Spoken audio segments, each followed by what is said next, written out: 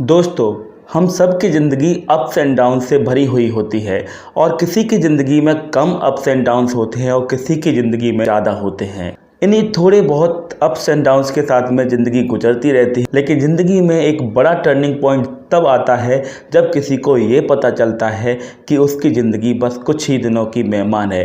अब उस ज़िंदगी को कोई किस तरह से जीता है, या तो रो रो कर दुखी होकर उस ज़िंदगी को गुजार दे और जो उसकी बची कुछ ही ज़िंदगी है उसको भी बर्बाद कर दे, या फिर उन दिनों को भरपूर जीने लगे और अपने हर दिन को डबल जीने लगे। आज रिव्यू कर रहा हूँ हॉटस्टार स्पेशल पर रिलीज हुई वेब सीरीज 100 को।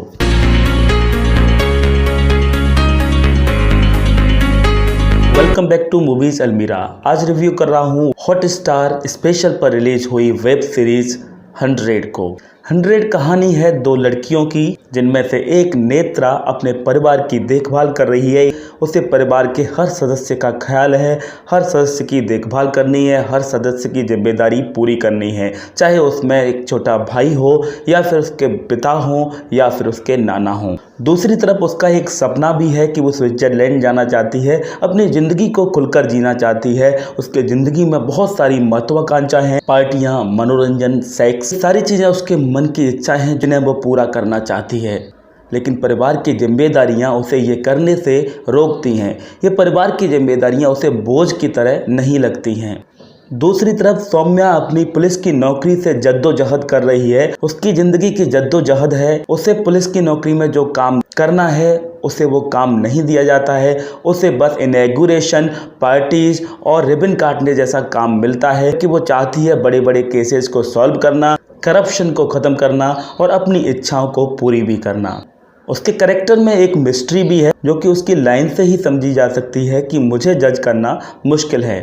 नेत्रा की ज़िंदगी में टर्निंग पॉइंट तब आता है जब उसे पता चलता है कि उसे ब्रेन ट्यूमर है और वो केवल 100 दिन जीने वाली है। पहले तो उसे बहुत ज़्यादा गुस्सा आता है कि मैंने ज़िंदगी में कुछ नहीं कर पाया और मैं केवल 100 दिन जीने वाली हूँ। लेकिन जब उसकी मुलाकात सौम्या से होती है तो वो 100 दिन में ही अपनी ज़िंदगी को खुलकर जी लेना चाहती है। जो उसने नहीं कर पाया वो सारी चीज़ों को कर लेना चाहती है, सारी बंदिशों को, सारे बंधनों को तोड़कर वो अपनी ज़िंदगी खुलकर जी लेना चाहती है। चाहे उसमें फिर कोई भी उसका शौक़ हो, कोई भी उसका सपना हो, उस हर सपने को वो 100 दिन में ही जी लेना चाहती है। सौम्या और नेत्रा एक दूसरे की पूरक साबित होती हैं। सौम्या नेत्रा की खुलकर जी लेने में मदद करती है, नेत्रा उसके अंडरकवर एजेंट के रूप में मदद करती है। फिर कहानी में बहुत सारे घटनाक्रम बनते हैं। क्या घटनाक्रम बनते हैं, किस तरह से नेत्रा 100 दिन की जिंदगी को जी पाती है, क्या सौम्या को पुलिस की नौकरी में वो काम और वो ओहदा मिल पाता है जिसकी वो इच्छा करती थी, ये जानने के लिए आप फिल्म देखें। फिल्म का स्क्रीन प्ले, स्टोरी और थीम लाइन काफी अच्छी है।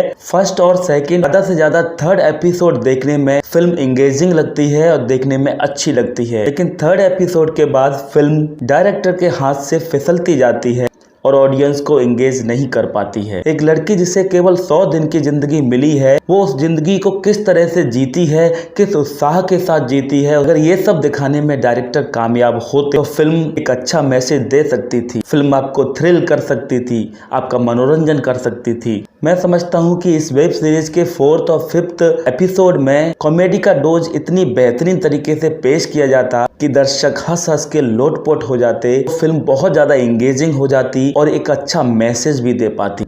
लेकिन फिल्म के 4th, 5th, 6th और 7th एपिसोड्स में ज़बरदस्ती सस्पेंस डालने की कोशिश की है, जो कि ऑडियंस को साफ साफ समझ में आता है, और फिल्म की लंबाई को ज़बरदस्ती बढ़ाने की कोशिश की गई है। वेब सीरीज में मेकर्स को फिल्म की लेंथ बढ़ाने का बहुत सारा मौका मिल जाता है, लेकिन एक अच्छी स्टोरी और स्क्रीन प्ले ना हो तो फिल्म की लंबाई किसी मतलब की नहीं मानी जा सकती। मेकर्स को ये बात समझनी चाहिए कि फिल्म की लंबाई ही सब कुछ नहीं होती। वेब सीरीज भले ही आप बना रहे हैं, लेकिन वेब सीरीज में ज़रूरी नहीं है कि लंबाई को बढ़ाया जाए। वेब सीरीज में अगर लंबाई को बढ़ाया गया है तो वो लंबाई एंगेजिंग भी होनी चाहिए। ऑडियंस को एक एपिसोड देखने के बाद दूसरे एपिसोड का बेसब्री से इंतजार हो। अगर इस तरह की फिल्म बनाई गई है तो लंबाई नहीं अखरती। इस वेब सीरीज में बीच के एपिसोड्स का कोई मतलब नहीं है। वो एपिसोड्स बिल्कुल भी एंगेज नहीं कर पाते हैं। उन एपिसोड्स में नेत्रा की स्टोरी पर ही फोकस किया गया होता और हंसी मजाक में एक संदेश दिया गया होता तो फिल्म बहुत अच्छी बन सकती थी।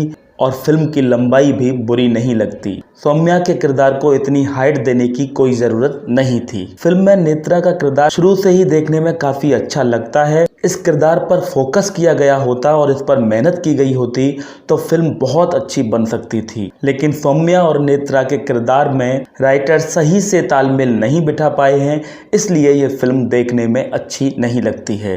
फिल्म में नेत्रा के किरदार पर बोले गए कुछ डायलॉग्स मीनिंगफुल लगते हैं, जैसे कि बड़ा पाव और करी पत्ता वाला डायलॉग। करी पत्ता हर चीज का स्वाद बढ़ाता है, लेकिन करी पत्ता की अलग से कोई सब्जी नहीं बनती। परफॉर्मेंस की बात की जाए तो रिंकू राजगुरु ने बेहतरीन परफॉर्मेंस दिया है। रिंकू के परफॉर्मेंस को देखकर आपको नेत्रा के कैरेक्टर से प्यार हो जाएगा। रिंकू एक अच्छी अभिनेत्री हैं जो कि मराठी फिल्म सैराट में अपनी छाप छोड़ चुकी हैं। उन्हें हिंदी फिल्में भी इसी तरह करते रहना चाहिए। बात की जाए लारा दत्ता की, सौम्या के किरदार में लारा दत्ता भी काफ़ी अच्छी लगी है, लेकिन लारा अगर चाहती हैं कि उन्हें इसी तरह काम मिलता रहे तो उन्हें अपनी बॉडी और फिगर पर ध्यान देना होगा। अन्य कलाकार जैसे कि मकरंद देशपांडे और करण वाही ने भी अच्छा काम किया। फिल्म के बीच के 2-3 एपिसोड्स को छोड़ दिया जाए तो फिल्म देखने लायक बन सकती थी। अगर उन एपिसोड्स को मैं जज ना करूं तो फिल्म अच्छी कही जा सकती है। मैं इस फिल्म को दूंगा 5 में से 2 stars. Have a good day.